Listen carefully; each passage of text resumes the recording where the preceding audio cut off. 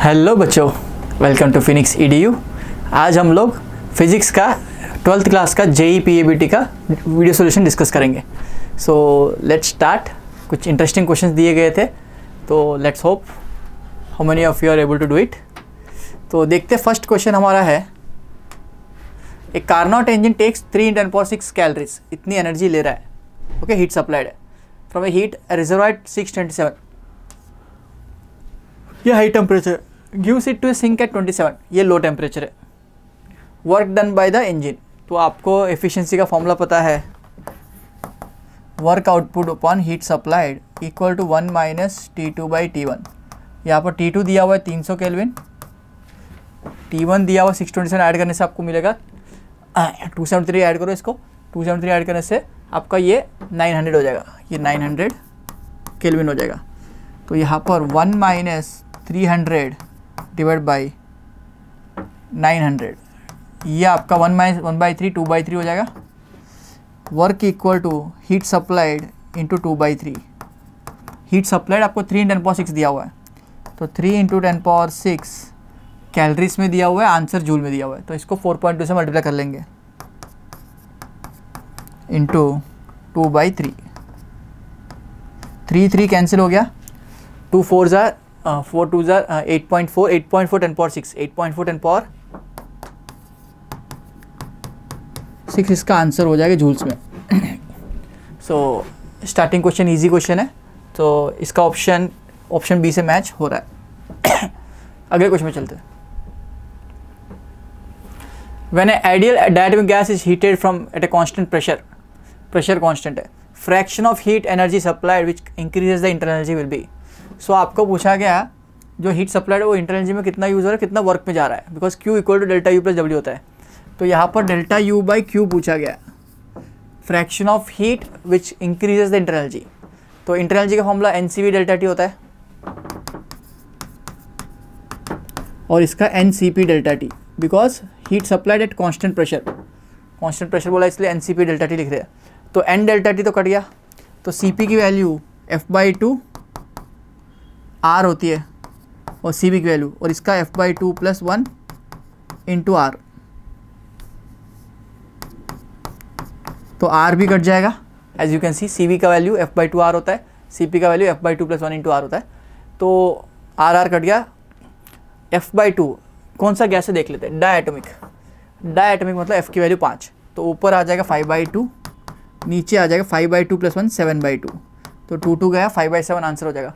5/7 मेरा option D से match हो रहा है, ऑप्शन डी से मैच हो रहा है।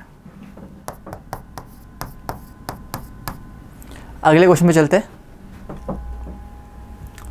Monoatomic ideal gas initially temperature T1 पे था, enclose in cylinder fitted with frictionless piston के साथ बंद किया गया है मोनोएटॉमिक गैस को। The gas is allowed to expand adiabatically to temperature T2, expansion of temperature T2 पे, by releasing the piston suddenly if L1 L2 are the lengths of the column before and after. तो पहले तो length कम था, अब expand हुआ तो length बढ़ गया, है ना। अभी आपका सिलेंडर था, इनिशियली लेंथ ऐसा था, ये L1 था मान लेते, आपका पिस्टन यहाँ पर था। अब ये गैस एक्सपैंड हो जाता है, तो लेंथ आपका, ये जो लेंथ है L2 हो गया,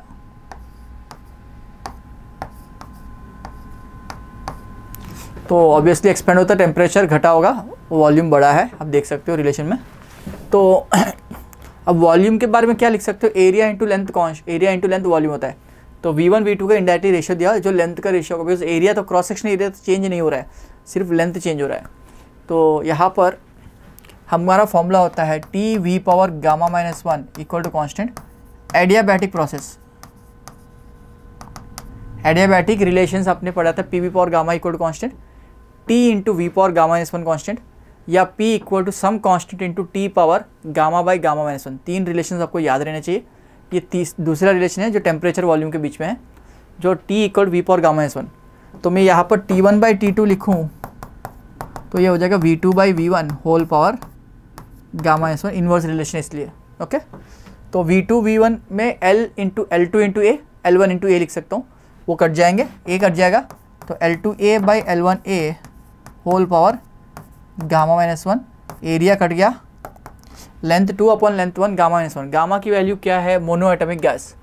तो गामा मोनो की वैल्यू आप निकाल सकते हो, एफ़ की वैल्यू होती है 3, तो 1 + 2/f गामा का फॉर्मूला होता है, या आप डायरेक्टली याद रख सकते हो। मैं बेसिक फॉर्मूला आपको बता रहा हूँ, 2/f Cp/Cv होता है, तो आप करके देखना 1 + 2/f आएगा।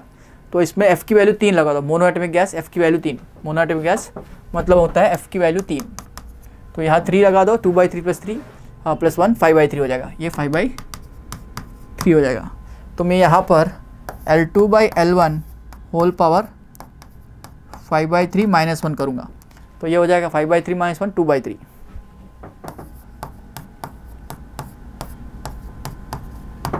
तो इसका आंसर हो जाएगा L2/L1 2/3। ऑप्शन डी से मैच हो रहा है। अगले क्वेश्चन में चलते हैं। During adiabatic process the pressure of a gas is found to be proportional to cube of its temperature. Pressure is found to be proportional to T⁻3। Adiabatic process है तो रिलेशन आपका पता है, P हम constant D power gamma by gamma minus 1। Then ratio of Cp/Cv, मतलब gamma पूछ रहा है भाई, इन दोनों को कंपेयर करो।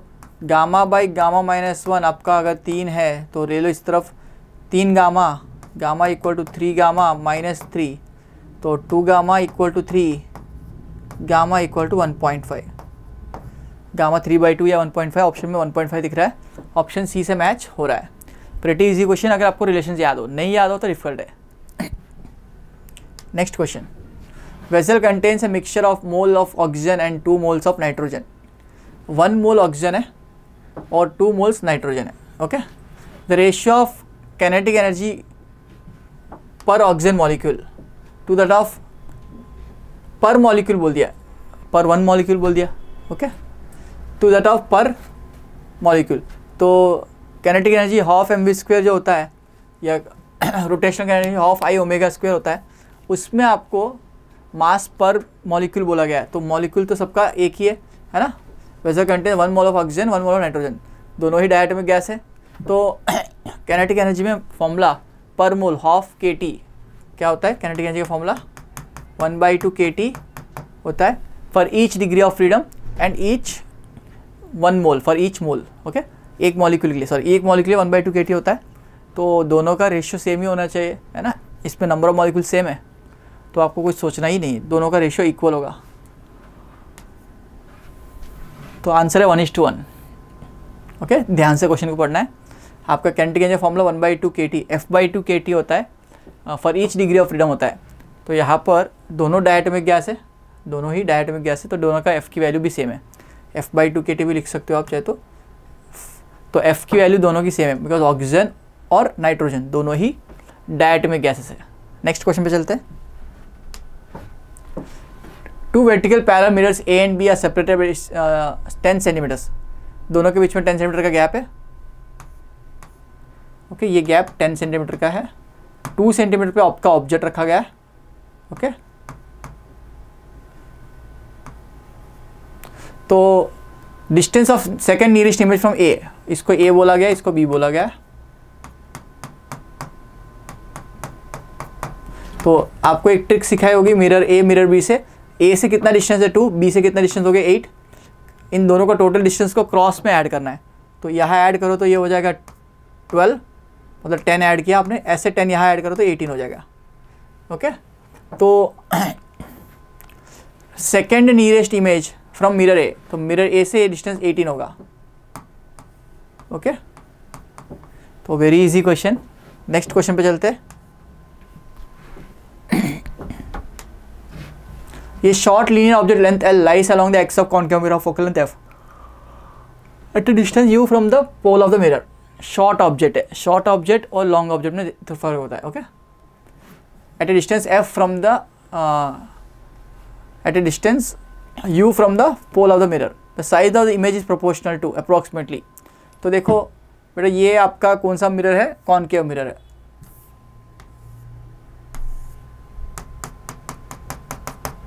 ये आपका फोकस, ये आपका सेंटर। ऑब्जेक्ट छोटा है, कहीं पर भी बना लो, इसका कुछ दिया नहीं है कि भाई lies at distance U from the pole of the mirror. तो मैं मान लेता हूँ यहाँ पर छोटा सा ऑब्जेक्ट है जिसका डिस्टेंस U है।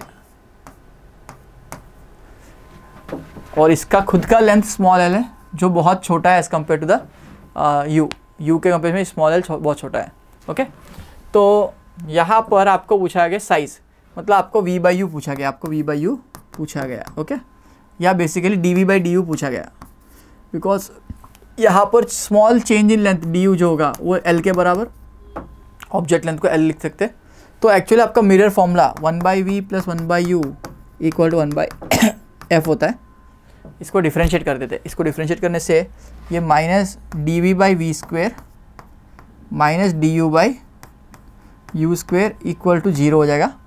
इसको उधर ले आओ, हमको du पता है l है, du कितना है l है, हमको dv चाहिए, dv = d/v², इसको उधर ले आया मैं, तो ये माइनस du को लिख सकते हो, du को लिख सकते हो l, small change in length l, तो u² लिख सकता हूँ। तो इमेज का जो साइज़ होगा dv वो लिखा जाएगा -v/u² इंटू l। अब v/u क्या होता है? Image location. इमेज लोकेशन के लिए हमने एक फॉर्मूला सीखा था, v = uf/u - f।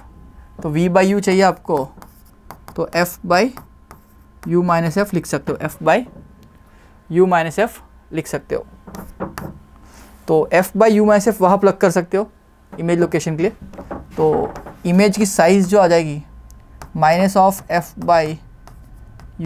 f² into l, this is the size of the image, size of the image. तो भाई इसका ऑप्शन है किससे मैच हो रहा है? f/u - f² into l, minus नहीं दिया, इसमें साइन नेगेटिव साइन बता रही कि इन्वर्टेड इमेज आएगी, ऐसा बता सकता है ना। वो साइज़ बाद में, मतलब साइन नोटेशन बताता है कि भाई ये इन्वर्टेड है कि एरेक्ट है ना। तो यहाँ पर हम लोग डी ऑप्शन को टिक कर सकते हैं, डी ऑप्शन को टिक कर सकते हैं। मैग्नीट्यूड में देखा जाए तो f/u - f² into l। So next question पे चलते हैं। अच्छा क्वेश्चन है, कॉन्सेप्ट बिल्डर है, जो रेगुलर स्टैंडर्ड क्वेश्चन से थोड़ा डिवेट होता है और अच्छा क्वेश्चन है। Okay, a rod of length 10 cm lies along the principal axis of a concave mirror of focal length 10 cm। Okay, तो अब ये कॉन्केव मिरर ले लिया आपने, rod of length 10 cm lies along the principal axis. Rod ऐसे नहीं रखा, ऐसे रखा है, along रखा है, along the principal axis. Focal length इसका दे दिया आपको 10, f दे दिया आपको, -10 सेंटीमीटर लेना कैलकुलेशन के लिए। कॉन्केव मिरर बोला गया, कॉन्केव मिरर बोला गया है, कॉन्केव मिरर बोला गया तो ध्यान रखना है। ओके, कॉन्वेक्स हो तो प्लस लेना है। Rod of length 10 along the focal length in such a way that its end closer to the pole is 20 cm। तो यहाँ पर सेंटर होगा, यहाँ पर कहीं पर फोकस होगा। तो ये बोल रहा है ऑब्जेक्ट ऐसा रखा गया है कि ये 10 सेंटीमीटर का ऑब्जेक्ट ऐसा रखा गया, एक एंड जो है क्लोजर टू पोल वो 20 सेंटीमीटर पे है, मतलब सेंटर पे ही है। तो भाई चलो स्टार्ट करते इस क्वेश्चन को। पूछा क्या गया है? Length of the image is, तो इसके पहला वाला क्वेश्चन वाला कॉन्सेप्ट यहाँ नहीं यूज़ कर सकते, ये ऑब्जेक्ट छोटा नहीं है, बड़ी साइज़ का है, इसकी लेंथ 10 सेंटीमीटर है। तो ये जो फाइनल पोजीशन है इसको मैं अगर बोल दूँ ए, ये बी, तो बी का जो लोकेशन है यू बी जो है वो -30 सेंटीमीटर है और एफ जो है -10 है। तो इमेज ऑफ बी कहाँ पर आएगा? -UB into F by UB minus F. Okay, minus plus नहीं, okay, UB into F by UF by U minus F आपका फॉर्मूला होता है, तो वो लगा देते हैं यहाँ पर। मिरर फॉर्मूला एक्चुअल होता है 1/v + 1/u = 1/f। इसको रीशफल करोगे तो v = UF by U minus F आ जाएगा। तो यहाँ पर -30 इंटू -10 बाई -30 + 10 हो जाएगा माइनस ऑफ माइनस, तो नीचे आ जाएगा -20, ऊपर आ जाएगा 300, है ना। एक जीरो कट गया, -15 सेंटीमीटर आपका आंसर आ रहा है। -15 मतलब ऑब्वियसली दिख रहा है ऑब्जेक्ट सेंटर के पीछे, तो इमेज सेंटर के आगे आएगी और डिमिनिश आएगी। तो देखो आपका इमेज जो बन जाएगा, मैं दूसरे कलर से बना रहा हूँ, तो ये यहाँ बन जाएगा ऐसे, ये B' आपका इमेज है, यहाँ पर ही A' आ जाएगा, क्योंकि ऑब्जेक्ट सेंटर पे है तो इमेज भी सेंटर पे आएगी, तो A पॉइंट सेंटर पे है तो इमेज भी सेंटर पे आएगी। तो आपका ये यहाँ से डिस्टेंस आया 15 सेंटीमीटर,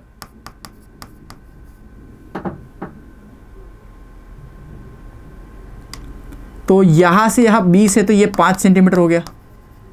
तो इमेज की लेंथ कितनी आई? 5 सेंटीमीटर। तो 5 सेंटीमीटर इसका आंसर हो जाएगा। बढ़िया क्वेश्चन है भी, दोनों क्वेश्चन में वेरिएशन है, ये बड़ा ऑब्जेक्ट है और पीछे वाला छोटा ऑब्जेक्ट था।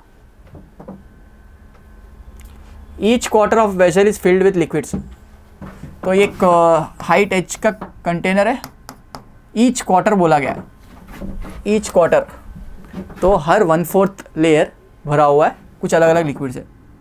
ये 1/4 है, ये दूसरा 1/4 है, एक और 1/4 है। तो इसमें मान लो N1 है, इसमें N2 है, इसमें N3 है, इसमें N4 है। तो ये हाइट h/4 होगी, ये भी h/4 होगी, h/4 होगी, ये भी h/4 होगी। तो effective apparent depth of the bottom, ये बॉटम वाला कहाँ शिफ्ट हो जाएगा? ऊपर शिफ्ट हो जाएगा। तो इसका एक ट्रिक सीखा था हम लोगों ने कि apparent depth is equal to real depth upon relative refractive index. तो यहाँ पर इंडिविजुअल सबका इंडिविजुअली ऐड करना है। तो apparent depth is equal to sigma times real depth by n।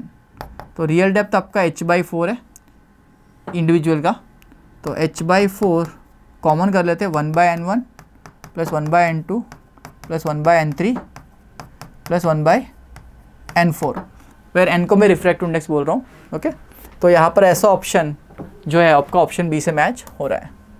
Okay, तो नेक्स्ट क्वेश्चन पे चलते हैं।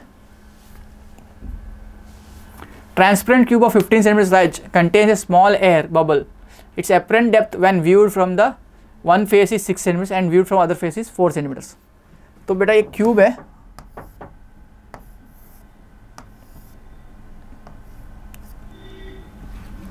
रिफ्रैक्टिव इंडेक्स मीटर पूछा गया, इसका साइज कितना है? 15 सेंटीमीटर। इसका साइज कितना है?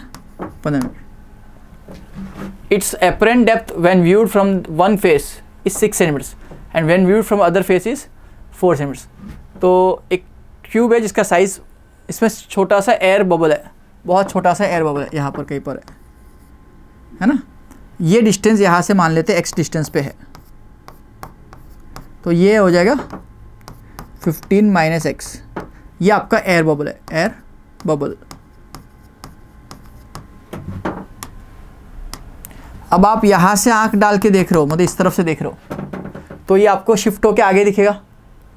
तो ये आपको दिख रहा है यहाँ से कुछ डिस्टेंस दे दिया आपको, कितना दे दिया? 6 सेंटीमीटर्स। और अगर आप इस तरफ से देख रहे हो तो ये आपको आगे इस तरफ शिफ्ट हो जाएगा, तो ये दिख रहा है 4 सेंटीमीटर्स, ये आपको दिख रहा है। And when viewed from the opposite face is 4 centimetres. तो रिफ्रैक्टिव इंडेक्स पूछा गया, तो रिफ्रैक्टिव इंडेक्स से डिवाइड करना होता है। तो रियल डेप्थ और ये अपरेंट डेप्थ, इनका रिलेशन रिफ्रैक्टिव इंडेक्स होता है। ओके, तो आपका टोटल लेंथ कितना है? 15 है, वो याद रखना, टोटल लेंथ कितना है? 15 है। तो यहाँ पर पहले लगाते हैं apparent depth 6 is equal to real depth x by n। मैं रिफ्रैक्टिव इंडेक्स को n बोल देता हूँ, ग्लास के रिफ्रैक्टिव n लिख देते हैं। Okay, n glass by 1। Second case में आपका डेप्थ कितना है? 4 है, equal to 15 minus x is the real depth divide by n। तो यहाँ से 6n, सर x को डिवाइड, x निकालना है आपको, x को क्या लिख सकते हो? 6 इंटू n लिख सकते हो। तो यहाँ पर मैं 4 इंटू, सॉरी, इसमें से मैं x को क्या लिख सकता हूँ? यहाँ से 6n लिख सकता हूँ। तो यहाँ 6n लिख दो, आंसर आ जाएगा। तो 4n must be equal to 15 minus 6n, 10n equal to 15, n equal to 1.5। तो रिफ्रैक्टिव इंडेक्स इसका 1.5 हो जाएगा ग्लास का। इस ग्लास का रिफ्रैक्टिव इंडेक्स कितना हो जाएगा? 1.5 हो जाएगा।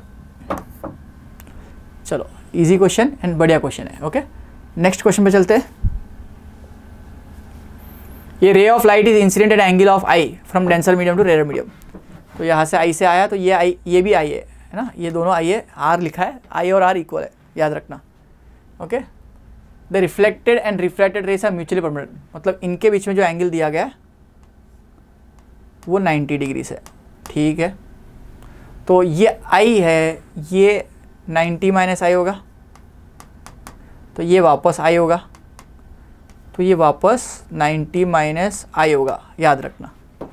तो इस तरह से इसको लॉजिकली प्रूव कर सकते हैं। आई 90 माइनस आई, ये पूरा 90 है तो ये आई, ये वापस 90 minus I. Okay,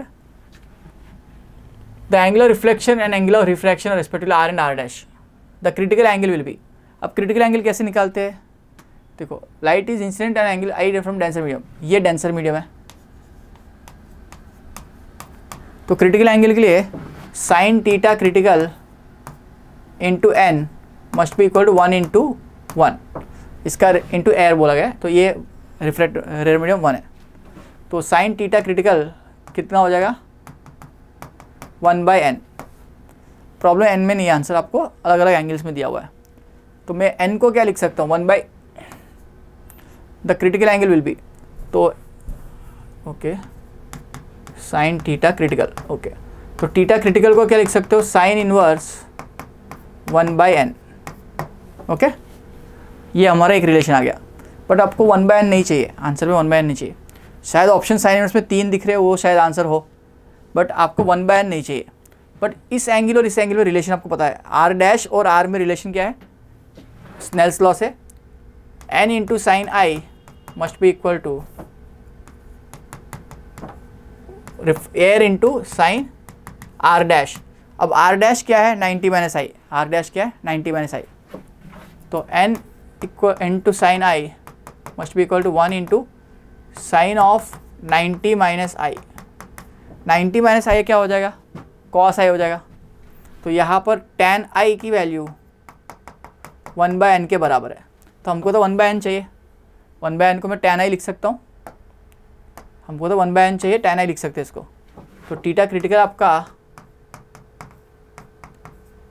sine inverse tan आई लिख सकते हैं,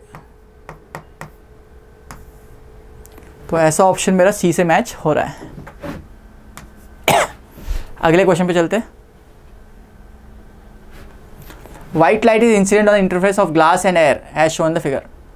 एयर ग्लास इंटरफेस पे लग रहा है light, the green light is just totally internally reflected, emergent ray is contains. तो विबजीआर में आप देख सकते हो इस तरफ जाने से लैम्बडा बढ़ता है, लैम्बडा बढ़ने से रिफ्रैक्टिव इंडेक्स में क्या फ़र्क पड़ता है। देखो साइन थीटा क्रिटिकल का फॉर्मूला आपने अभी देखा था,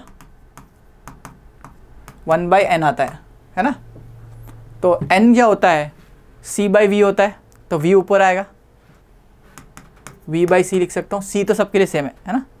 अब v जो है वो लैम्बडा पे प्रोपोर्शनल है, lambda into F, F change नहीं होता, तो theta critical is proportional to lambda. जितना बड़ा क्रिटिकल एंगल होगा उतना बड़ा, सॉरी कितना बड़ा एंगल होगा वेवलेंथ होगा उतना बड़ा क्रिटिकल एंगल भी होगा। तो रेड येलो ऑरेंज के जो वेवलेंथ्स होते हैं वो बड़े होते हैं एज़ कम्पेयर टू ग्रीन, तो उनका क्रिटिकल एंगल भी बड़ा होगा। तो ग्रीन का जस्ट क्रिटिकल एंगल बना है, तो ग्रीन के कम वाले सारे, मतलब कम वेवलेंथ वाले सारे अंदर आ जाएंगे, मतलब वायलेट इंडिगो ब्लू अंदर आ जाएगा, येलो ऑरेंज रेड बाहर आ जाएगा, येलो ऑरेंज रेड बाहर आ जाएगा। क्या पूछा गया, the emergent rays in the air will be, air मतलब कौन बाहर आ रहा है, तो ये तीनों yellow orange red, yellow orange red आपका आंसर हो जाएगा option A, yellow orange red आपका आंसर हो जाएगा। कॉन्सेप्ट को समझो, theta critical is proportional to wavelength, higher the wavelength higher the critical angle, critical angle बड़ा है तो वो बाहर निकलने के चांसेस ज़्यादा होंगे, टी होने के चांसेस कम होंगे। अगले क्वेश्चन पे चलते हैं। Transparent solid of cylindrical rod has a refractive index of 2/√3। अच्छा n की वैल्यू, इसका n की वैल्यू दिया हुआ है 2/√3। A light is incident at the midpoint of one end of the rod as shown in figure, the angle theta for which the light ray grazes the along the, यहाँ पर, तो यहाँ पर क्या हो रहा है 90 डिग्री हो रहा है, यहाँ ग्रेजेस हो रहा है मतलब 90 हो रहा है, मतलब 2/√3 इंटू साइन, ये इस एंगल को मैं r मान रहा हूँ है ना, साइन ये r है तो ये कितना हो जाएगा 90 माइनस r हो जाएगा, sine of 90 minus r must be equal to 1 into 1, because इस तरफ एयर में नहीं जा रहा, मतलब यहाँ पर एंगल 90 डिग्री से रिफ्रैक्शन एंगल, मतलब क्रिटिकल केस है। तो आप देख सकते हो कॉस r की वैल्यू √3/2 है, तो आप देख सकते हो अगर कॉस r की वैल्यू √3/2 तो r की वैल्यू कितनी हो गई, r की वैल्यू हो गई 30 डिग्री, r की वैल्यू हो गई 30 डिग्री, तो r आपका 30 डिग्री है, तो अब वापस इनके बीच में आप वही लॉजिक लगा दो। तो 1 into sine theta equal to √2/√3 into cos sine 30 sine R की वैल्यू 30, तो ये 1/√3 आएगा, 1/√3 आपको आएगा। तो साइन टीटा की वैल्यू 1/√3 आ रही है मेरे लिए, बिकॉज साइन 30 1/2 है, 2 और 2 कट जाएगा। तो टीटा की वैल्यू साइन इनवर्स 1/√3, टीटा की value sine inverse 1/√3, option D से मैच हो रहा है। अगले क्वेश्चन पे चलते हैं। अच्छा क्वेश्चन है ना। यहाँ पर एंगल्स थोड़ा सा मैथमेटिक्स और ज्योमेट्रिक ऑप्टिक्स का मतलब ही ज्योमेट्री अच्छी होनी चाहिए आपकी, है ना। चलो अगले क्वेश्चन पे चलते हैं। Diameter of plano convex lens is 6 centimetres and thickness at the centre is 3 mm। तो ऐसा कोई प्लेनो कॉन्वेक्स लेंस है जिसका एपर्चर जो है वो 6 सेंटीमीटर्स का है, वो 6 सेंटीमीटर्स का है। उसके बीच का जो मोटापा है मतलब थिकनेस है ये वाली, वो 3 mm की है, वो 3 mm की है। Focal length of the lens निकालना है आपको, focal length of the lens निकालना है। अब फोकल लेंथ का फॉर्मूला होता है 1/f equal to mu lens by mu surrounding -1 into 1/r1 -1/r2। देखो लाइट अगर ऐसे आ रही तो R1 की वैल्यू इन्फाइनेट है और R2 की वैल्यू -1/r2, ये radius of curvature R2 negative होगा, बट R2 पता नहीं है, प्रॉब्लम है। R1 क्या हो जाएगा प्लेनो कॉन्वेक्स लेंस के लिए, इन्फाइनेट हो जाएगा। R2 आपको निकालना है, इसका रेडियस ऑफ कर्वेचर R2 है, ओके, ये आपको निकालना है। प्रॉब्लम है कि R2 पता नहीं है, तो वो कैसे पता करें। मान लेते हैं इसका सेंटर यहाँ पर कहीं पर है, तो यहाँ से यहाँ और यहाँ से यहाँ, ये भी R2 है, ये भी R2 है ना, आप देख सकते हो। तो आप देख सकते हो अगर ये दोनों R2 है, पाइथागोरस देखो आप, तो ये जो है इस डायग्राम को मैं ऐसा बनाऊं, है ना, ये ऐसा करूँ दिख रहा है। तो ये R2 है, ये R2 है यहाँ से यहाँ तक, तो ये R2 - 3 mm है, तो 0.3 सेंटीमीटर हो जाएगा, बिकॉज सेंटीमीटर में सारी वैल्यूज दी है, तो इसको 0.3 सेंटीमीटर लिख दो, है ना। R2 - 0.3 हो जाएगा यहाँ तक, और ये आपका 3 सेंटीमीटर से, ये कितना है, बिकॉज ये पूरा डायमीटर 6 सेंटीमीटर का है, तो बीच का 3 सेंटीमीटर होगा। तो आप इसके बीच में पाइथागोरस लगा दो, तो R2 square equal to 3 square plus R2 - 0.3 का स्क्वेयर लिखना पड़ेगा आपको, है ना। इस तरह से लिखेंगे। तो इसको एक्सपैंड कर लेते हैं, R2 स्क्वेयर 3 स्क्वेयर का 9 हो जाएगा, यहाँ पर R2 square plus -2 into R2 into 0.3 plus 0.3 का स्क्वेयर। 0.3 का स्क्वेयर बहुत छोटा होता है, इसको नेगलेक्ट कर देते हैं, 0.09 आता है। तो R2 स्क्वेयर मार दो, तो इसको इधर ले आओ, तो 0.6 हो जाएगा। 0.6 R2 इज अप्रॉक्सीमेटली 9, 90/6। R2 की वैल्यू अप्रॉक्सीमेटली 15 सेंटीमीटर है। R2 की वैल्यू 15 सेंटीमीटर है, और R2 कैसा है यहाँ पर कॉनकेव है, लाइट यहाँ से आ रही मान ले तो नेगेटिव है, तो माइनस और माइनस प्लस, तो फोकल लेंथ निकालना है आपको। अगला स्टेप आपका फोकल लेंथ निकालना। R2 की वैल्यू आप लोगे -15 कैलकुलेशन के लिए, तो 1/f equal to mu lens कितना दिया हुआ है। अच्छा म्यू लेंस दिया नहीं है इन्होंने, और अच्छी चीज़ दी है, स्पीड ऑफ लाइट दिया है। तो भाई refractive index equal to C/V होता है, V दी दिया आपको, C कितना है 3 × 10⁸, और V कितना दिया है 2 दिया हुआ है, 2 × 10⁸। तो indirectly refractive index of lens जो हो जाएगा 1.5 हो जाएगा, है ना। तो ये 1.5 - 1 इंटू माइनस और माइनस प्लस हो जाएगा 1/R2, 1/15 हो जाएगा, ओके। तो ये 1/30 हो जाएगा आंसर आपका। F 1/f का वैल्यू, F की वैल्यू 30 सेंटीमीटर हो जाएगी। सो शानदार क्वेश्चन है ये, तो ऑप्शन सी से मैच हो रहा है, बढ़िया। थोड़ा सा कैलकुलेटिव क्वेश्चन है, थोड़ी सी ट्रिग्नोमेट्री और आपका मैथमेटिक्स यूज़ हो रहा है इसमें, ओके। सो नेक्स्ट क्वेश्चन पे चलते हैं। A convex lens and concave mirror having the principal axis along the same lines are kept at 80 cm apart from each other. Okay, दोनों को 80 cm apart रखा गया है। एक कॉन्वेक्स लेंस है, फोकल लेंथ दिया हुआ आपको उसका 20, F इक्वल टू इसका 20 सेंटीमीटर दिया हुआ, और एक कॉन्केव मिरर है, उसका फोकल लेंथ आपको दिया है क्या, apart, are kept at 80 centimetre apart. एक कॉनकेव मिरर है, ठीक है, इन दोनों के बीच की दूरी 80 सेंटीमीटर है।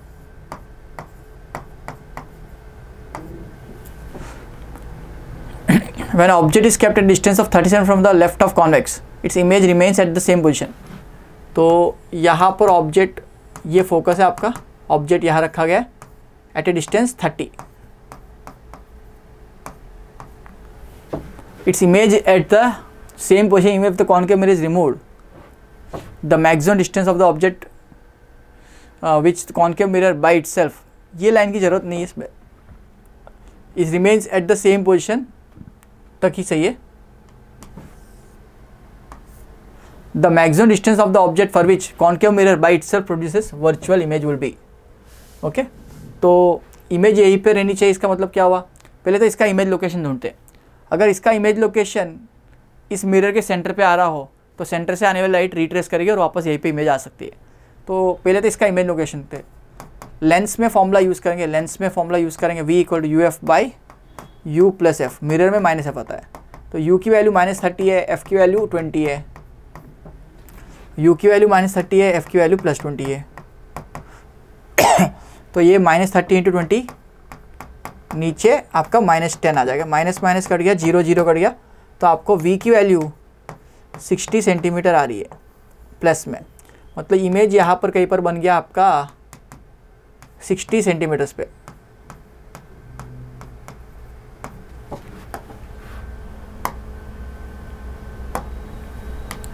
तो अगर लाइट यहाँ से इमेज बनी है ना, ये आपका ऑब्जेक्ट अगर होता ऐसा, लाइट आती, इमेज यहाँ से जाती है ना,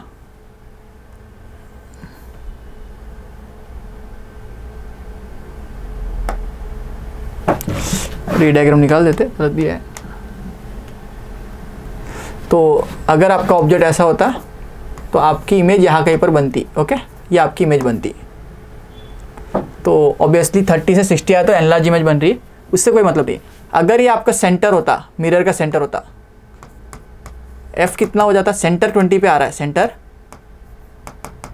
20 सेंटीमीटर्स पे आ रहा है, मतलब रेडियस अगर से 20 पे आ रहा है, तो फोकल लेंथ कितना होना चाहिए, 10 सेंटीमीटर। फोकल लेंथ कितना होना चाहिए, 10 सेंटीमीटर। तो लाइट राइस यहाँ से आके टकरा के वापस यही रास्ता लेके यहीं पे इमेज पे ही ऑब्जेक्ट आ जाता, इमेज पे ही ऑब्जेक्ट आ जाता। तो focal length of mirror, focal length of mirror कितना आ गया आपको, 80 में से 60 सेपरेट, 20 सेंटर है, तो रेडियस अगर से 20 है तो फोकस R/2 होता है, तो 20/2 10 सेंटीमीटर है, ठीक है। अब लास्ट लाइन क्या बोल रहा है देखो, maximum distance of the object for which concave mirror by itself will produce a virtual image. तो कॉनकेव मिरर वर्चुअल इमेज कब बनाती है, अगर ऑब्जेक्ट को फोकस के आगे ले आओ, ऑब्जेक्ट को फोकस के आगे ले आओ तो बनाती है। तो फोकस के पीछे जाएगा तो इमेज रियल इन्वर्टेड एनलार्ज बन सकती है, तो फोकस पे या फोकस से आगे आ जाओ तो वर्चुअल इमेज बन सकती है। तो मैक्सिमम डिस्टेंस क्या हो सकता है, इस ऑब्जेक्ट को, इस लेंस को भूल जाओ। कॉनकेव मिरर अपने आप कब बना सकता है वर्चुअल इमेज, जब फोकस के आगे ऑब्जेक्ट हो, तो इधर 10 या 10 से कम डिस्टेंस हो तभी आपका बनेगा। तो 10 से ज़्यादा डिस्टेंस हो तो it can not be possible. तो मैक्सिमम डिस्टेंस 10 हो सकता है, तो मैक्सिमम डिस्टेंस 10 सेंटीमीटर आंसर इसका होगा। तो बहुत अच्छा क्वेश्चन है ना। तो लॉजिकल क्वेश्चन है, 2-3 कॉन्सेप्ट मिक्स हो रहा है, मिरर लेंस कॉम्बिनेशन है, प्लस लास्ट में मिरर अपना आप वर्चुअल इमेज कब बनाता है बता रहा है। तो ये आपको रे डायग्राम्स क्लियर हो गए तभी आप कर पाओगे। नेक्स्ट क्वेश्चन पे चलते हैं। ये plano convex lens of refractiveness 1.5, refractiveness कितना 1.5, radius of curvature 30 silvered at the curved surface. Okay, now that lens has been used to form a image of an object, at what distance this lens of an object we place in order to have a real image of the size of the object। okay, ये plano convex lens है of refractiveness 1.5, ऐसा lens दे दिया आपको, इसका n दे दिया 1.5, lens कितना n 1.5 दे दिया, radius of curvature 30 centimetre, silvered on the curved surface. ये जो कर्व्ड सरफेस है इसको मिरर बना दिया आपने, इसको मिरर बना दिया ऐसे। Okay, now it has been used to form image of an object, at what distance the object is to be place in order to have a real image. तो ऑब्जेक्ट को send, ये mirror plus lens का combination है, तो effective power निकाल लेंगे, तो और वो डिस्टेंस का जो फोकल लेंथ आएगा उसके डबल डिस्टेंस पे, मतलब रेडियस ऑफ इफेक्टिव पावर जो आएगा, इफेक्टिव फोकल लेंथ आएगा वो इफेक्टिव मिरर का आएगा। उस मिरर के हिसाब से आप इसको सेट कर दोगे कि भाई इसका रेडियस पे रख दो ऑब्जेक्ट को, तो आपका आंसर आ जाएगा। तो power total is 2 times power of lens plus power of mirror, ये होता है। तो इसको मैं 2 पार्ट में डिवाइड कर दूंगा, ऐसे लेंस और ऐसा एक मिरर। तो लाइट रे यहाँ से गई, टकराई, रिबाउंड हुई, वापस लेंस से गई। तो लेंस 2 बार यूज हो रहा है, इसलिए 2 टाइम्स पावर ऑफ लेंस और 1 टाइम पावर ऑफ मिरर। तो पावर ऑफ लेंस के लिए आपको फोकल लेंथ ऑफ लेंस चाहिए, जो दिया नहीं है। तो 1 focal length of lens is equal to mu lens minus 1 into 1/r1 minus 1/r2। इस फॉर्मूला को यूज़ करेंगे। 1.5 माइनस 1 1/r 1/30 है, आर रेडियस कितना है 1/30 और दूसरा इन्फाइनाइट है। ओके, तो माइनस और माइनस 30 प्लस 30 हो जाएगा। तो ये 1/2 1/60 हो जाएगा। फोकल लेंथ ऑफ लेंस कितना हो गया 60 सेंटीमीटर हो जाएगा। और ये पॉजिटिव है, कॉनकेव जैसा है, कॉन्वेक्स है, प्लेनो कॉन्वेक्स है। तो यहाँ पर ये -1 focal length of effective mirror effective is equal to 2 focal length of lens minus 1 focal length of mirror. अब ये मिरर का रेडियस ऑफ कर्वेचर दे दिया आपको, तो फोकल लेंथ ऑफ मिरर कितना हो गया कॉनकेव मिरर का r/2 दैट इज -15 सेंटीमीटर्स। ये फोकल लेंथ ऑफ मिरर कितना हो गया 15 सेंटीमीटर्स का हो जाएगा, बिकॉज 30 रेडियस ऑफ कर्वेचर इसका। तो सारी चीज़ें पता है। -1 mirror effective equal 2/60 minus of 1/-15 minus minus cut के प्लस हो गया, ये 1/30 हो गया। एलसीएम 30 कर लेते, तो 30 में ये जाएगा 1 टाइम्स, ये जाएगा 2 टाइम्स, तो ये 1/30 आ रहा है। 3/30 1/10 आ रहा है, 1/10। तो focal length of mirror effective कितना आया आपका -10 सेंटीमीटर्स। मतलब ये कॉनकेव मिरर हो गया, मतलब ये पूरा सिस्टम मिलके एक concave mirror of focal length 10 के बराबर बिहेव करेगा। ओके, तो कॉनकेव मिरर 10 का सेंटीमीटर का फोकल लेंथ है, तो रेडियस उसका 20 हो जाएगा। और सेंटर पे ऑब्जेक्ट रखने से इमेज सेंटर पे बनती है। तो at what distance the lens of the object we place in order to have the real image of same size. तो 20 सेंटीमीटर इसका आंसर हो जाएगा, बिकॉज फोकल लेंथ कितना है इफेक्टिवली मिरर का 10, तो रेडियस ऑफ कर्वेचर 20, ऑब्जेक्ट को centre पे रखने से इमेज सेंटर पे आती है। सारे कॉन्सेप्ट्स आपके मिरर और लेंस के यूज़ हो रहे हैं, ध्यान से देखिए, अच्छा क्वेश्चन। ओके, नेक्स्ट क्वेश्चन पे चलते हैं। When light rays are incident on a prism at an angle 45 degrees, minimum deviation is obtained. Okay, if refractive index of the material is √2, then the angle of prism will be, है ना। Minimum deviation बोला तो I और E equal है, I और E equal है। तो यहाँ पर आपको when light is incident on a prism of an angle 45 degrees, incident on a prism at an angle of 45 degrees, तो आपको I दे दिया, तो I equal to E equal to 45 है। ओके, तो आपको I और E दे दिया, ठीक है।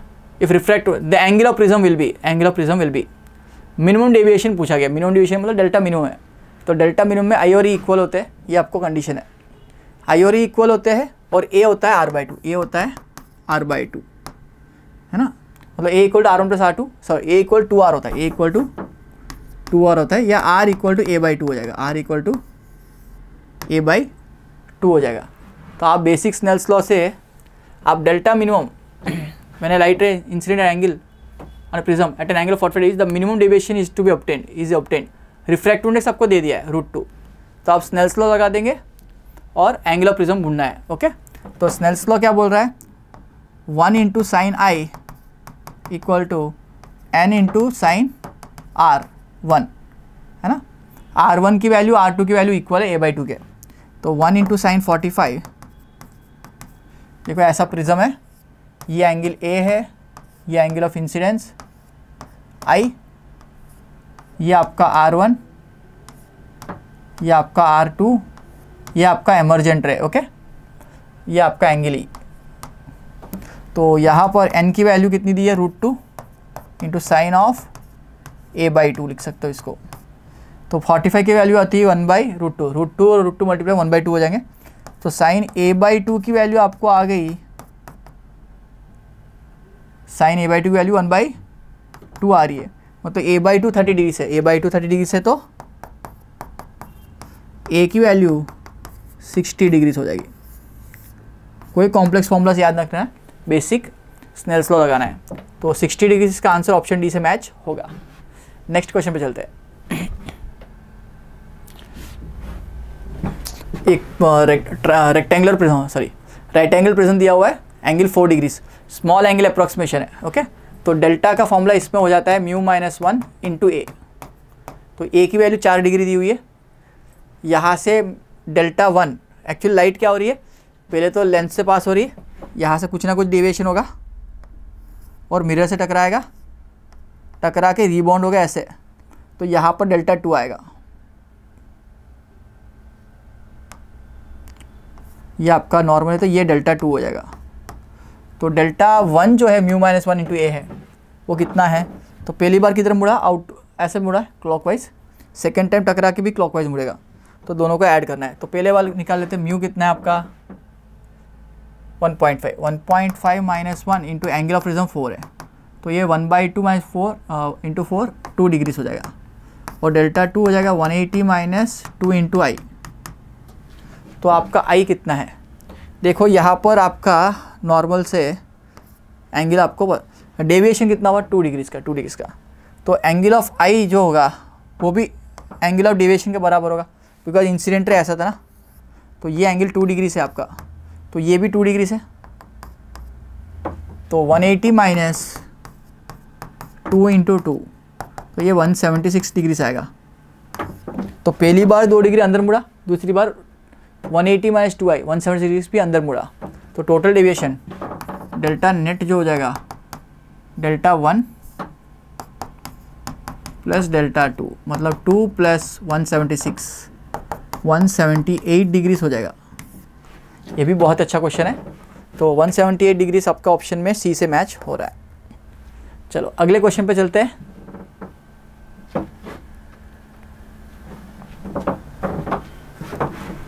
Astronomical telescope of 10-fold angular magnification has a length of 44 centimeters. Focal length of objective lenses. देखो f0 प्लस fe मिला के लेंथ ऑफ 44 होता है। ओके, 10-fold एंगुलर मैग्निफिकेशन, तो मैग्निफिकेशन 10 दिया हुआ है, तो fe से fo ज़्यादा होता है, fo बाई fe वो 10 दिया हुआ है, तो आप इसको यहाँ सब्स्टिट्यूट कर दो, fo की वैल्यू क्या हो जाएगी 11 times fe, 10 times fe, 10 fe plus fe equal to 44, तो fe की वैल्यू आपकी हो जाएगी 44/11 4 सेंटीमीटर्स, fo की वैल्यू क्या हो जाएगी इसका मतलब 40 सेंटीमीटर्स। तो आपको पूछा गया फोकल लेंथ ऑफ ऑब्जेक्टिव का हो जाएगा 40 और आई पीस का हो जाएगा 4, टोटल आंसर 44। तो एस्ट्रोनॉमिकल टेलीस्कोप इजी होता है। नेक्स्ट क्वेश्चन पे चलते हैं। In a compound microscope focal length of objective lens is 1.2 centimeters. Microscope focal length of objective piece दिया आपको 1.2 सेंटीमीटर्स, आई पीस का दिया हुआ है 3 सेंटीमीटर, ऑब्जेक्ट लोकेशन दिया हुआ है 1.25 सेंटीमीटर्स। तो इमेज लोकेशन 1 जो होगा आपका ये ऑब्जेक्टिव पीस, ये आपका आई पीस, बड़ा होता है आई पीस ऑलवेज माइक्रोस्कोप्स के लिए, टेलीस्कोप में उल्टा होता है, आई पीस छोटा होता है, ऑब्जेक्टिव पीस बड़ा होता है। तो V1 जो हो जाएगा U0 F0 by U0 plus F0, इसको सब्स्टिट्यूट कर देते, -1.25 into F0 1.2 divide by -1.25 plus 1.2, तो ये आपका आंसर आ जाएगा। सॉल्व करिए, -30 सेंटीमीटर आएगा, तो ये आपका इमेज आ गया। तो अब मैग्निफिकेशन पूछा गया है, इमेज जो है वो आपकी यहाँ इनलार्ज बनी V1, ये आपका ऑब्जेक्ट, यहाँ से इमेज जो बन रही है वो इनफाइनाइट पे जा रही है। तो मैं ये जो आई पीस है वो सिंपल माइक्रोस्कोप की तरह बिहेव करेगा। तो सिंपल माइक्रोस्कोप के 2 फॉर्मूलास आपको याद रखने हैं। इमेज अगर इनफाइनाइट पे बन रही है तो D/FE लिखते, अगर इमेज फाइनाइट लोकेशन पे दैट इज D डिस्टेंस पे बन रही है, मतलब नियर पॉइंट पे बन रही है, तो 1 + D/F, तो यहाँ पर D/F से काम चलेगा। तो magnification total is equal magnification of objective piece into magnification of eye piece. तो यहाँ पर V/U मैग्निफिकेशन होता है ऑब्जेक्टिव पीस का, तो V कितना है V/U of objective piece into D/FE। तो ये किसके लिए D/FE इनफाइनाइट बन रही है इसलिए, अगर फाइनाइट बनता तो मतलब 25 पे बनता तो 1 + D/FE लिखे। तो यहाँ पर 30 डिवाइड बाई 1.25 इंटू D कितना है 25 डिवाइड बाई FE 3, तो 3 जाएगा 10 टाइम्स, है ना, 1.25 का 5/4 लिख दो, 5/4 लिख दिया मैंने, इंटू 25, 5 गया 5 टाइम्स, 420, 200 आ जाएगा। तो मैग्निफिकेशन टोटल जो आ जाएगा वो 200 आ जाएगा, 200 आ जाएगा, वो ऑप्शन ए से मैच होगा। अगले क्वेश्चन पे चलते हैं। 2 cylinders A and B fitted with pistons contains equal amounts of N, तो N1 N2 इक्वल है, ठीक है। At temperature 300 piston A is fix free to move, free to move मतलब प्रेशर कांस्टेंट है, और बी इज हेल्ड मतलब volume constant है, okay. दोनों को सेम हीट सप्लाई की है, तो ऑब्वियसली प्रेशर कांस्टेंट है तो वो एक्सपैंड होगा, तो इतना टेम्परेचर नहीं बढ़ेगा जितना कांस्टेंट प्रेशर बढ़ता है। जैसे कुकर को लिड लगा दे तो जल्दी बन जाता है, और लिड नहीं लगाते तो आपका राइस बनने में टाइम लगता है, वैसी चीज़ है। हीट सप्लाइड दोनों में सेम है, हीट सप्लाइड दोनों में सेम है। तो NCP delta T A must be equal to NCV delta T B. अभी CP कैसे डिसाइड करेंगे, डैट में गैस बोला गया, तो F की वैल्यू 5 है, तो CP में आएगा 7/2, इसमें आएगा 5/2, F/2 + 1 होता है, इसमें F/2 × R होता है। तो यहाँ पर मैं इसको लिख दूँ 7/2 R N into delta T, इसका दिया हुआ है 30 केल्विन, डेल्टा टी दिया हुआ है 30 केल्विन। यहाँ पर N into 5/2 R into delta T B जो पूछा गया आपको, N/2 R हर जगह से कट जाएगा, 7 इंटू 30 डिवाइड बाई 5 आ जाएगा, equal to delta T B हो जाएगा। तो 5 जाएगा 6 टाइम्स, 42 आंसर आ जाएगा, डेल्टा टी बी का आंसर हो जाएगा 42। तो 42 is the right answer for this question. अगले क्वेश्चन पे चलते हैं। Equal to that of oxygen at 47 degrees, तो ऑक्सीजन का टेम्परेचर जो दिया हुआ है वो 47 + 273 दैट इज़ 320 केल्विन दिया हुआ है। इन दोनों के RMS वेलोसिटी सेम है, RMS वेलोसिटी का फॉर्मूला है √3RT मोलर मास। तो 3R तो ऐसे भी सेम है, तो कंपेयर इक्वल करना है तो V oxygen equal to V hydrogen करना है आपको। तो टेम्परेचर 320, उसका मोलर मास 32 ऑक्सीजन का, इसका टेम्परेचर अननोन है, मास 2 है, हाइड्रोजन के लिए मास कितना है 2 है। तो ये आपका 10 टाइम्स जा रहा है, T की वैल्यू 20 आ जाएगी, 20 केल्विन आ जाएगा आंसर इसका। टेम्परेचर केल्विन में लिखना है तो 20 केल्विन है, सेल्सियस में लिखा तो बहुत छोटा आंसर आएगा, -253 डिग्री सेल्सियस आएगा। चलो नेक्स्ट क्वेश्चन पे चलते हैं। To raise the temperature of a certain mass of a gas by 50 degrees a constant pressure 160 calories is required. तो डेल्टा टी 50 लाने के लिए 160 कैलोरीज यूज़ कर रहे हो। Then same mass of oxygen at constant pressure, तो constant pressure पे 160 calories चाहिए, NCP डेल्टा टी 160 है, okay. Same mass of oxygen is cooled by 100 degree Celsius at constant volume, same mass को cool किया, 240 calories of heat is release, constant volume में heat release 240 हो रही है। NCV delta T में temperature double किया, 50 से डबल किया, तो आपका कैलोरी 240 आ रहा है। How many degrees of freedom does it have, तो डिग्रीज ऑफ फ्रीडम आपको पूछा गया। तो आपका कूलिंग हुआ तो टेम्परेचर ड्रॉप हुआ है 100 डिग्री से, तो NCV डेल्टा टी नेगेटिव है, डेल्टा यू नेगेटिव है। तो आप देखो यहाँ पर what is the degree of freedom, degree of freedom पूछा गया, तो इनको यूज़ कर लेते। क्यू हीट सप्लाइड कितना हो गया, NCP डेल्टा टी, ये कितना हो गया आपका 160 कैलोरीज, और हीट रिजेक्टेड जो है, ओके, ये हीट सप्लाइड है, हीट रिजेक्टेड आपका कांस्टेंट वॉल्यूम पे हो रहा है, इसलिए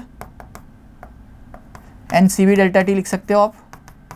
तो यहाँ पर ये दिया है 240 दिया हुआ, ये कितना दिया है 240 दिया हुआ। यहाँ पर 50 डिग्री का टेम्परेचर चेंज है या 100 का टेम्परेचर चेंज है। सेम मास बोला तो नंबर ऑफ मोल्स भी सेम है, सेम मास बोला, सेम गैस बोला है, नंबर ऑफ मोल्स भी सेम है। इनको डिवाइड कर देते तो CP/CV into 50/100 must be equal to 160/240। 0 0 गया, 50 जाएगा 2 टाइम्स 100 में, 2 जाएगा 12 टाइम्स, 4 4 जार 4 3 जार, है ना।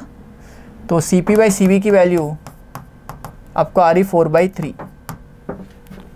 तो डिग्री ऑफ फ्रीडम CP/CV होता है गामा, तो गामा की वैल्यू 4/3 आ रही है, मतलब 1 + 2/f 4/3 है। तो 4/3 - 1 आपका 2/f हो गया, ये 1/3 हो गया।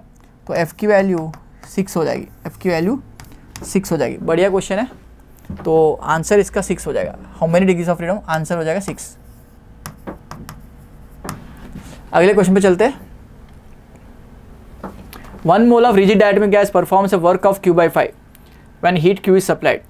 तो Q इक्वल टू वर्क कितना है, Q/5 प्लस डेल्टा U, ये आपका हीट सप्लाइड या heat, basically heat equal to delta U plus W, first law.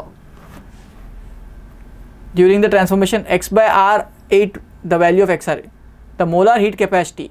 तो इसको मैं NC डेल्टा T लिख सकता हूँ, है ना। तो बेसिकली डेल्टा U क्या लिख सकते हो, यहाँ से डेल्टा U लिख सकते हो आप 4/5, सॉरी 1 - 1/5, 1 - 1/5। तो डेल्टा U को लिख सकते हो Q - Q/5, that is 4/5 into Q। अब डेल्टा U को लिख सकते हो आप NC delta T, NCV delta T। तो NCV delta T equal to NC delta T into 4/5, N delta T कर दो, C को लिख सकते हो F/2R equal C into 4/5। Okay, तो डायटोमिक मास बोला था F की वैल्यू 5 है, F की वैल्यू 5 है, तो 5 लिख दो यहाँ पर। हमको पूछा है C तो C equal to 5/2R into 5/4, तो आप लिख सकते हो 25/8R। तो ये XR/8 दिया था, X की वैल्यू पूछी होगी, तो X की वैल्यू 25 दिख रही है मेरे को कंपैरिजन करने से। तो 25 इज द राइट आंसर। अगले क्वेश्चन पे चलते हैं। ये system consist of 2 types of gas molecules A and B। Number density 2 × 10⁻25 है, दूसरे का रेडियस एक का 10 है, दूसरे का 5 है। दोनों की नंबर डेंसिटी सेम है, नंबर डेंसिटी सेम दी हुई है। Then they suffer collision at room temperature, ratio of average distance. तो लैम्डा मीन का फॉर्मूला आपने पढ़ा होगा 1/√2π(n)d², है ना। तो lambda m is inversely proportional to, lambda m is inversely proportional to 1/d²। तो lambda ratio of molecules covered by A to distance B, lambda A by lambda B आप लिखोगे तो dB/dA होल स्क्वायर हो जाएगा।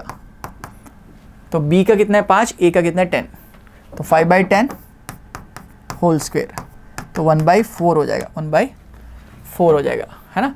तो 1/4 को मैं लिख सकता हूँ 0.25 लिख सकता हूँ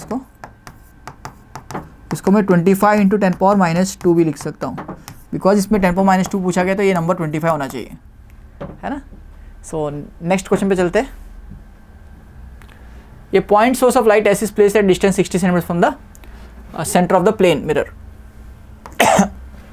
1.2 में 120 सेंटीमीटर में 60 पे रखा गया है।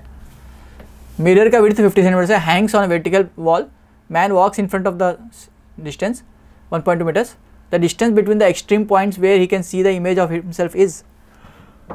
तो ये इंसिडेंट रे आपका, ये इसका रिफ्लेक्टर रे यहाँ पर कहीं पर आया है, तो यहाँ तक वो देख सकता है। सिमिलरली यहाँ पर इंसिडेंट रे एंड पॉइंट्स पे डालो, उसका रिफ्लेक्टर ये, तो इस पॉइंट्स के बीच में वो अपने आप को देख सकता है। तो ये रीजन आपको ढूंढना है। तो आप थोड़ा सा ज्योमेट्री लगाएंगे यहाँ पर, है ना। तो ये ट्राइंगल जो है ऐसे वाला, और एक ट्राइंगल ऐसा है, ऊपर वाला शेड कर रहा हूँ मैं ऐसे, और नीचे वाला सीधा ऐसे, ओके। तो ये दोनों ट्राइंगल सिमिलर ट्राइंगल्स है। तो आपको ये 50 सेंटीमीटर दिया है, तो ये तो 25 सेंटीमीटर पक्का दिख रहा है, इसको मैं y मान लेता हूँ। तो नीचे भी 25 और y आएगा, टोटल आंसर 50 + 2y आ जाएगा, 50 + 2y, ये आंसर आपको पूछा गया 50 + 2y। तो y की वैल्यू निकालने के लिए सिमिलर ट्राइंगल का कॉन्सेप्ट लगाएंगे। ये डिस्टेंस 1.2 है, तो y by 120 centimetres must be equal to, ये डिस्टेंस कितना है 25 बाई ये डिस्टेंस कितना है, ये डिस्टेंस है 60, ये डिस्टेंस है 60, तो 60 जाएगा 2 टाइम्स, यहाँ पर y की वैल्यू 50 आ रही है, y की वैल्यू 50 आ रही है। तो टोटल डिस्टेंस कितना हो जाएगा 50 + 2y, तो 50 + 2 इंटू 50 150 सेंटीमीटर्स हो जाएगा। तो इसका आंसर हो जाएगा 150 सेंटीमीटर। स्टैंडर्ड क्वेश्चन है ना। चलो नेक्स्ट क्वेश्चन पे चलते हैं। When an object is kept at distance of 30 centimeters from a concave mirror, the image is formed at 10 centimeters. From the concave mirror. If the object is moved with speed of 9, the speed of image पूछा गया। Okay, तो luckily इसमें mirror move नहीं कर रहा है, वो भी मूव कर सकता है। ओके, तो आपका फॉर्मूला है, कौन सा फॉर्मूला है इसमें? मिरर है, लेंस है, मिरर है। तो 1/v plus 1/u equal to 1/f। इसको डिफ्रेंशिएट करते हैं तो dv/dt into minus of 1/v² equal to minus उतर जाकर प्लस हो गया du/dt 1/u², नेगेटिव का प्लस लिख दिया उस तरफ जाके। तो velocity of image with respect to mirror equal to minus of v/u whole square into velocity of object with respect to mirror. तो यहाँ पर वेलोसिटी ऑफ ऑब्जेक्ट 9 सेंटीमीटर दी हुई है, v/u का रेशियो निकालना है। तो v equal to uf/u minus f होता है मिरर फॉर्मूला। v/u आपका हो जाएगा f कितना दिया क्वेश्चन में? Object is kept at distance of 30, तो u की वैल्यू आपको -30 दी हुई है। ओके, f की value 10 centimetre, formed at distance of 10 centimetre. The image is formed at 10, तो v की वैल्यू भी 10 दे दी आपको। तो v की वैल्यू 10 दे दी आपको, v की वैल्यू कितनी दी? 10 दे दी। तो और अच्छी बात है। फ्रॉम द मिरर, तो v और u दे ही दे दिया, सब्स्टिट्यूट कर देते, कोई दिमाग ही नहीं लगाना है। तो बेटा यहाँ पर माइनस ऑफ ये v कितना है 10 बाई u कितना है 30। ओके, तो 10/30 होल स्क्वायर, माइनस प्लस नहीं देख रहे बिकॉज वो स्क्वायर में तो प्लस ही हो जाएगा, इंटू वेलोसिटी ऑफ ऑब्जेक्ट कितना है 9। तो moves with speed of 9 centimetre. Okay, 9, तो ये 1/9 हो गया, इंटू 9 कट गया 1 सेंटीमीटर पर सेकेंड, इसका आंसर हो जाएगा। तो अगेन प्लस माइनस डिपेंड कर रहा है, ऑब्जेक्ट इधर जा रहा है इधर जा रहा है। तो आंसर है 1 मीटर पर सेकेंड, 1 मीटर पर सेकेंड, ये 1 सेंटीमीटर पर सेकेंड होगा। ओके, चलो नेक्स्ट क्वेश्चन पे चलते हैं। The frequency of A light wave in a material is this much and wavelength is this much, the refractive index will be.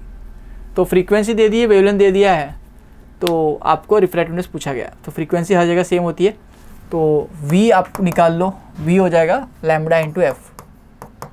Okay, light wave in material, तो 2 frequency आपको दे दी है, lambda कितना 5 into 10⁻⁷ हो गया। वो 5000 को 10⁻10 से मल्टीप्लाई करो, 5 × 10⁻7, फ्रीक्वेंसी 2 इंटू 10⁻14, तो ये +7 10, तो ये 1 इंटू 10⁻8 हो जाएगा। ओके, तो n की वैल्यू रिफ्रैक्टिव इंडेक्स c/v होती है, तो c कितना है 3 इंटू 10⁻8 बाई v की value, the refractive index of the material भी, v की वैल्यू 1 इंटू 10⁻8 है, तो ये 3 आ जाएगा। तो रिफ्रैक्टिव इंडेक्स विल बी 3, ये आंसर है इसका।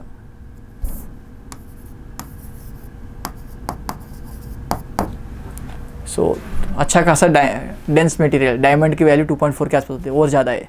नेक्स्ट क्वेश्चन पे चलते हैं। Green light of wavelength 5640 is incident on a air glass interface, the refractive index of glass is this much, the wavelength of light in the glass will be। तो obviously medium change करने से wavelength change होता है। तो हमने पढ़ा था n equal c/v या n into v equal to constant है, या स्पीड ऑफ लाइट कॉन्स्टेंट है। तो n इंटू वी को n into lambda into F लिख सकते हो, f भी कॉन्स्टेंट है, तो n into lambda is constant मान सकते हो। तो n1 lambda 1 equal to n2 lambda 2। n1 air के लिए 5640 था, n2 रिफ्रैक्टिव इंडेक्स जिसका वैल्यू 1.5 दिया हुआ है, इसका लैम्बडा 2 पूछा गया। तो लैम्बडा 2 इक्वल टू 5/, इसको 2/3 लिख सकते हो, यहाँ 5640 से डिवाइड कर दो, तो 3 से डिवाइड करने से आपको आंसर आएगा, इंटू 2 भी करना पड़ेगा, इंटू 2 भी करना पड़ेगा।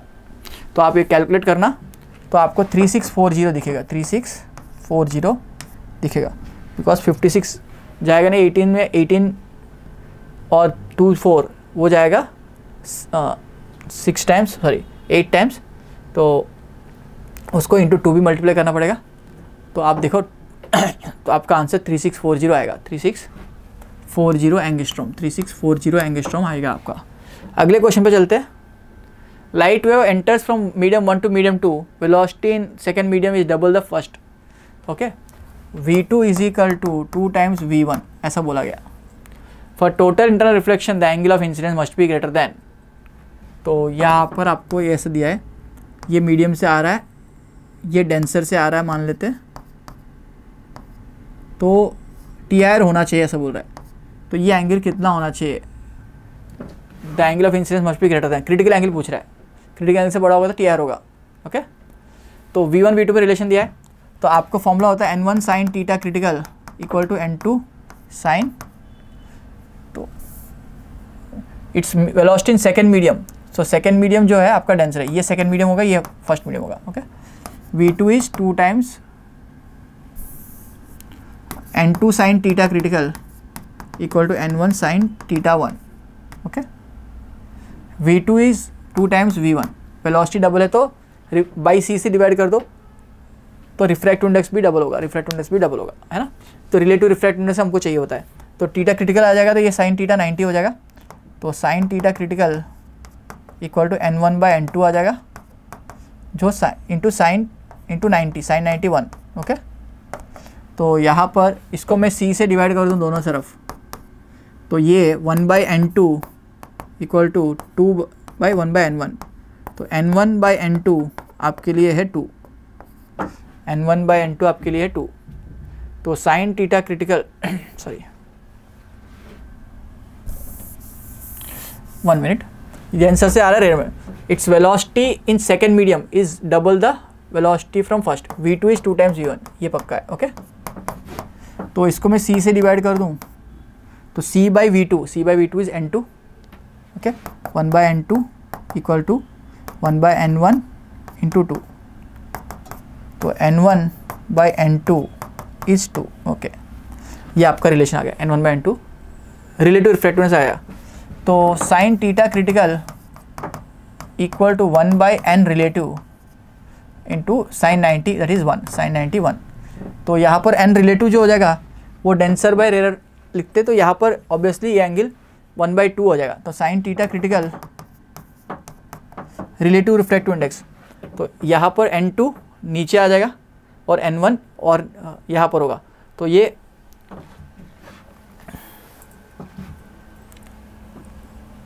यस तो ये 1/2 हो जाएगा इंटू 1, तो थीटा क्रिटिकल कितना आ जाएगा 30 डिग्री आ जाएगा, तो आपका इंसिडेंट एंगल 30 डिग्री से ज़्यादा होगा तभी आपका TR होगा।